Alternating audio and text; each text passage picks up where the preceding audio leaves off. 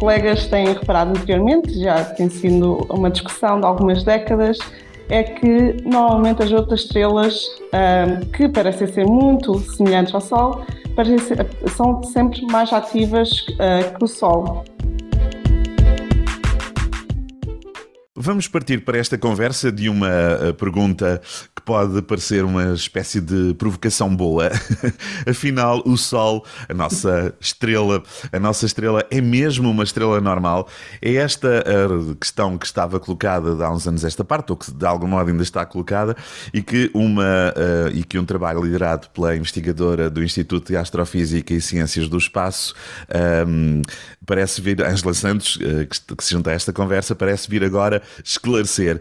Ângela Santos, então, que dúvida era esta? Porquê é que se tinham colocado estas dúvidas? E queria perceber também de que é que falamos aqui, ou que conceito é este de o Sol ser ou não uma estrela normal. O que é isto de uma estrela normal?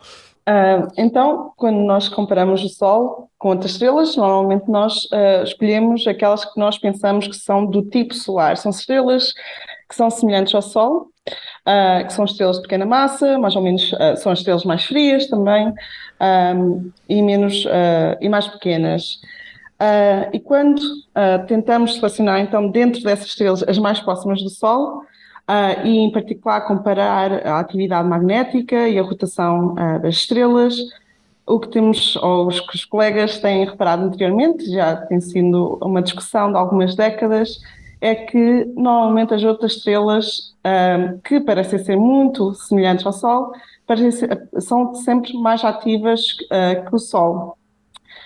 Então, o que tem essas observações, e uma delas foi mais ou menos recente, em 2020, levaram à conclusão que o Sol pode não ser uma estrela típica das estrelas do seu género.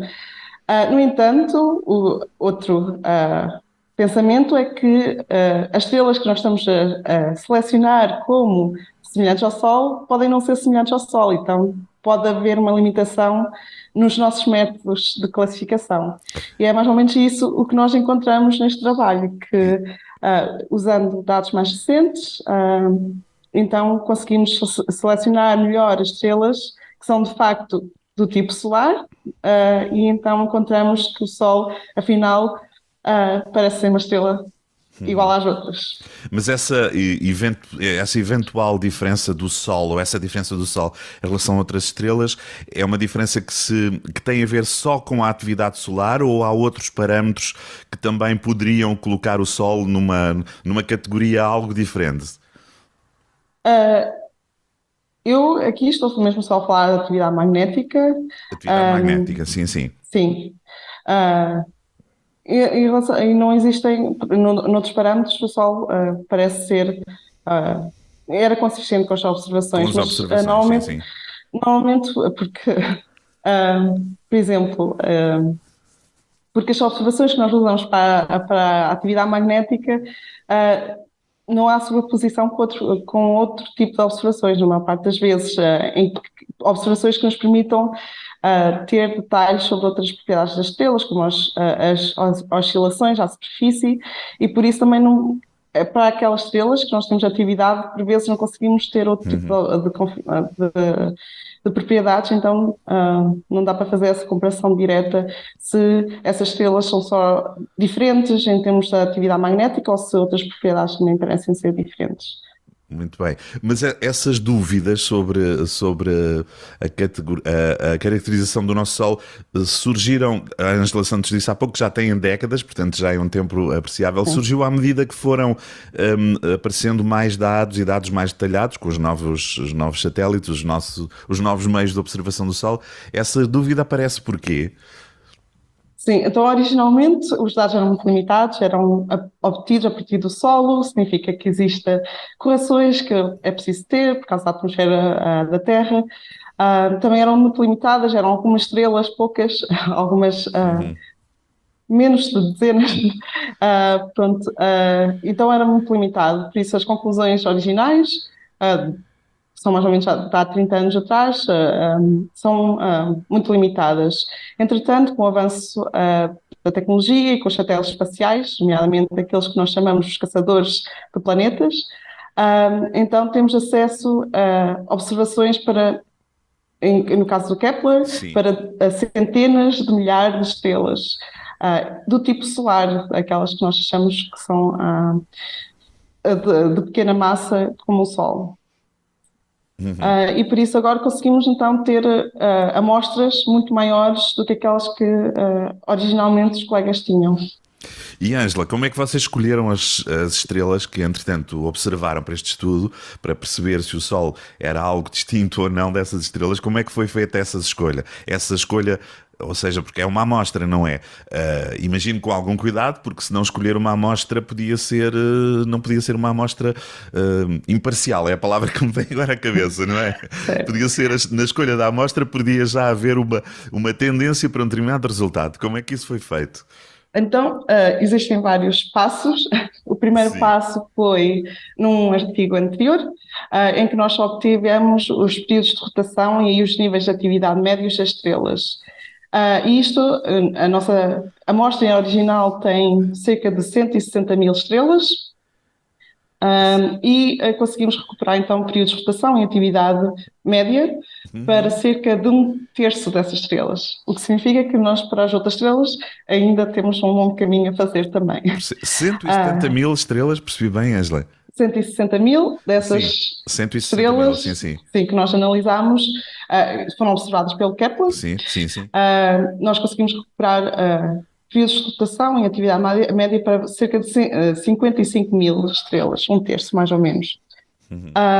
Então essa foi a amostra original, ou a inicial para este novo estudo, e a partir dessa amostra nós tentámos selecionar apenas as estrelas com mais tempo de observação, porque estamos a tentar obter informação sobre uma propriedade que a atividade magnética altera ao longo do tempo. Por isso, quanto maior for a observação, ou mais longa for a observação, melhor conseguimos perceber então o comportamento da atividade magnética das estrelas. Também retiramos algumas das estrelas que são mais ténues, e por isso a informação, as observações são mais ruidosas. E depois, para escolher mesmo as que são mais semelhantes ao Sol, escolhemos estrelas num intervalo mais ou menos curto de temperatura à superfície. Então tem uma temperatura à superfície muito semelhante ao Sol, o que significa que também tem uma massa semelhante ao Sol. Também escolhemos estrelas com uma luminosidade semelhante ao Sol. Isso é porque então tem raios, tem tamanhos também semelhantes, com raios e massas semelhantes ao do Sol, e depois escolhemos outro parâmetro, que foi o período de rotação, que nós obtivemos originalmente. Pois o período de rotação dá informação sobre a idade da estrela, porque o que nós observamos é que o período de rotação torna-se cada vez mais longo à medida que as estrelas envelhecem. Sim. Então, fazendo esta seleção, temos então estrelas de tamanho e massa semelhante e também de idade semelhante ao do Sol. Então, esta amostra, tem cerca de 300 estrelas, por isso começámos com uma amostra muito grande e acabámos com apenas entre aspas, 300 estrelas. Com uma amostra obviamente mais pequena, mas com uma qualidade, digamos assim, com uma solidez da amostra capaz de suportar estas vossas conclusões, não é? Porque afinal o Sol não é assim tão diferente como se pensava. Obviamente nenhuma estrela será igual à outra, mas está dentro daquilo que seria o padrão, ou que é o padrão expectável para estas estrelas. Há algo assim no meio, achei muito engraçado isso na informação. Há uma Doris. Apresente-nos lá a Doris, Ângela Santos. Sim. A Doris não é o nome científico da estrela, mas é o nome que não fui eu a colocar, foram alguns colegas antes de mim. É uma estrela para a qual nós temos uma caracterização bastante completa. Temos também dados das oscilações à superfície, então conseguimos, tal como no caso da Terra, perceber as propriedades do interior da estrela através das oscilações. E por isso temos mais informação sobre essa estrela. É muito bem caracterizada, é uma estrela com uma massa muito, muito semelhante à do Sol. e é um bocadinho mais nova que o Sol. E por isso é que tem despertado o interesse, porque é uma estrela muito semelhante ao Sol, então nós podemos usar esta estrela também para perceber melhor o Sol. Há uns anos atrás, o que nós reparamos é que a atividade magnética desta estrela parece ser mais que 2 vezes mais forte que a do Sol. O que faz sentido na parte de... É uma estrela mais nova, por isso uma estrela mais ativa, tal como o período de rotação, que se torna cada vez mais lento à medida que as estrelas envelhecem, elas também se tornam menos ativas. Mas é uma estrela que tem um período de rotação mais lento que o Sol, e por isso alguma coisa não estava a fazer muito sentido nesta comparação, porque é uma estrela mais nova, mas mais lenta e ao mesmo tempo mais ativa. Então, a diferença que nós encontramos para esta estrela em relação ao Sol é que é uma estrela com mais metais que o Sol. Os metais sendo que são os elementos mais pesados, que o hidrogênio e o hélio. E então, neste estudo, nós também olhámos em particular a Doris e às estrelas que são semelhantes à Doris. E então reparámos que a Doris não é a única estrela com excesso de metais. Existem mais estrelas semelhantes à Doris, usando as mesmas propriedades que usamos para o Sol, a luminosidade, a temperatura efetiva e o período de rotação. Então, nessa amostra, encontramos que mais estrelas, para além da Doris, têm um excesso de metais. Aquilo que vocês chamam metalicidade, eu não conhecia esta expressão. Sim, é Muito interessante. basicamente a fração de metais em comparação com o Sol. E então reparámos também, porque o único parâmetro nesta seleção, que usámos então a luminosidade, a temperatura e a rotação, o único parâmetro que podia influenciar ou levar a um excesso de metais na amostra seria o período de rotação. Então, o que encontramos é que a metalicidade ou a interpretação faz sentido, porque nós não temos ainda os pontos todos a ligar a cadeia toda dos processos, mas o que faz sentido é que a metalicidade que altera a estrela, o meio, as propriedades da estrela, basicamente, o meio onde as ondas se propagam, também o meio onde o campo magnético e a atividade magnética é gerada.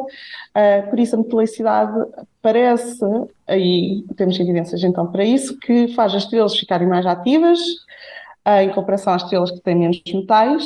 E porque as estrelas abrandam ao longo do tempo por causa de o que nós chamamos do abrandamento magnético, basicamente a atividade magnética é que está a fazer a estrela abrandar através dos ventos também. Então, basicamente, a metalicidade faz estas estrelas serem mais ativas e perderem velocidade mais rápido, tornando-se mais lentas mais rápido em comparação com as estrelas menos metálicas. E esse é um dos fascínios da ciência. De repente vocês criam ou iam por um caminho que era tentar perceber se o Sol era ou não semelhante, se podia encontrar como uma estrela de padrão tipo solar, e de repente vocês estavam a encontrar outras estrelas em que a metalicidade e em que o número de metais levava a que procurassem conhecer melhor, e se calhar é outra linha de investigação que não sei se vocês vão seguir ou poderá passar para outro grupo de investigação. Isto que a Ângela Santos acabou de explicar em relação à questão da metalicidade e como ela afeta a estrela. Pode ser uma outra investigação que vocês de algum modo estão a abrir? Certo, está nos nossos planos e já temos alguns resultados preliminares, para além de olhar, neste caso olhamos só às estrelas que são semelhantes à Doris. Nós agora queremos alargar este estudo à amostra completa das 55 mil estrelas com um período de rotação e atividade média, e já temos alguns resultados preliminares que mostram que existe sim uma diferença nos períodos de rotação e na atividade média das estrelas, se as separarmos em grupos de metalicidade. Então, estrelas têm poucos metais, estrelas que têm tantos metais como o Sol e mais estrelas que são mais metálicas, então vemos uma separação no comportamento dessas estrelas. Portanto, a questão do Sol ser ou não uma estrela padrão do tipo solar está arrumadinha ou não, Angela Santos? Até para lhe perguntar, estamos a falar de um estudo que foi publicado no início deste mês de abril de 2023. Não sei que retorno é que já tem da publicação, se há gente que dos vossos pares da comunidade científica diz sim, sim, sim, estamos convencidos ou ainda não estamos muito convencidos? Qual é o retorno até agora, Angela? Até agora eu só recebi, falta-me a palavra, feedback, Sim, sim, o retorno. Sim, sim. retorno positivo, e tenho, aliás, pedidos de colaboração posterior também Uhum, de outros colegas que estão interessados em também usar os nossos dados e a nossa amostra. No entanto, como é ciência, por isso também espero que haja alguns colegas que claro, não concordem e tentem fazer a sua claro. própria análise e mostrar, tal como eu fiz, Sim, que sim, eu basicamente mostrei que os colegas estavam errados, ou tentar mostrar que nós também estamos errados, ou pode haver mais algum efeito que nós estamos uhum, claro, claro, sim. não ter em conta, mas assim, é ciência, por isso é bom que diferentes grupos tentem encontrar o mesmo resultado ou tentem analisar os mesmos dados com diferentes métodos para Uhum, termos a certeza que muito aquilo que bem. nós encontramos se torna um facto científico, então. A publicação foi na revista Astronomy and Astrophysics, uma revista de referência. O estudo tem um nome que eu achei muito curioso, Rumo a um estudo abrangente de estrelas, ou seja, este estudo não é o nome deste estudo. Há aqui um trabalho mais envolvente onde este estudo se insere, se percebe bem. É isso, não é, Angela? Sim, esse é o nome do grupo É o nome que do estuda grupo de investigação. estrelas Sim, sim. aqui no Instituto de Astrofísica e Ciências do Espaço. Sim. Existem colegas, eu também estudo outras coisas para além da atividade magnética, mas estou mais focada na atividade magnética e na rotação das estrelas. Há outros colegas que estão focados em astrosismologia, que é o estudo das oscilações das estrelas, outros que estão a desenvolver modelos de evolução estelar, então para depois comparar com as observações e perceber a teoria e os processos físicos por trás. Existem colegas que também estudam mais especificamente e com mais detalhe do que o que eu faço, estudam o Sol em mais Uhum. detalhe do que aquilo que nós fazemos porque o meu objeto de estudo é mais as outras estrelas do que o Sol é só por comparação, mas há colegas que estudam mesmo o Sol em detalhe. Muito bem. Ah, sim, A Ângela Santos liderou esta equipa. Estou aqui a ver os nomes, não tenho os nomes completos. Não sei se há aqui mais alguém português, mas é uma equipa muito internacional. Já agora certo. pedia que nos apresentasse brevemente esta sua equipa. Então, existe outra colega do Instituto de Astrofísica e Ciências do Espaço, que é a Margarida Cunha. Então, Uhum. somos Sim, eu e ela, do Instituto de as Astrofísica e duas Ciências do portuguesas. Espaço, Sim, de sim, muito Portugal. bem. Certo. Depois há uns. Como se já sabia que ia fazer essa pergunta, pus aqui por Tem os nomes, sim, sim, sim, institutos. sim. Dos vários institutos. Sim, eu acho que Institutos para pode ser ser mais interessante. fácil. Sim, sim, sim, é para termos uma ideia de como a ciência se faz sem fronteiras, não é? E Certo. sim, sim. Sim, então o segundo, um dos outros institutos é o Instituto de Astrofísica das Canárias, em Espanha, e os colegas são a Savita Mathur, o António Jiménez e o Diego Godoy Ribera. Uhum. Depois também existem uns colegas de França, da Comissão Francesa de Energias Alternativas e Energia Atómica, que são o Rafael Garcia, a Sylvain Breton e o Louis Amard. Depois temos ainda uma colega do Reino Unido, da Universidade de Warwick, que é Anne-Marie Broomhall. E depois temos três colegas dos Estados Unidos, o Ricky Eklund, do Observatório de Alta Altitude no Colorado, o Travis Metcalf, da Corporação de Investigação de Anéis Brancas, e o Zach Claytor, que é da Universidade da Flórida. Muito bem. Uma equipa bem interessante, que não está toda junta na mesma sala, obviamente. Trabalho, a não ser a sua colega portuguesa, a não ser, mas trabalham, é um trabalho bem a rede, através, cada um no seu canto do mundo. Obviamente, cada um destes elementos que referiu da sua equipa, tal como acontece com a Ângela Santos, estará envolvido também noutros projetos, não é? Certo, sim. Muito bem, muito bem. De quem quiser ou procurar, não sei se será fácil lá chegar, eu tenho aqui a referência, mas de qualquer maneira posso deixá-la aqui como rodapé da nossa conversa na revista Astronomy and Astrophysics, está lá no volume 672, procurando aqui esta investigação. Angela Santos, parabéns pelo trabalho, pela continuação de bom trabalho, não é? Nesse fascinante trabalho que é olhar do ponto de vista científico, olhar as estrelas. Nós olhamos as estrelas de várias formas, mas a Ângela e os seus colegas olham-nas de uma maneira muito particular, através dos olhos da ciência. Obrigado, Ângela. Sim. Obrigada.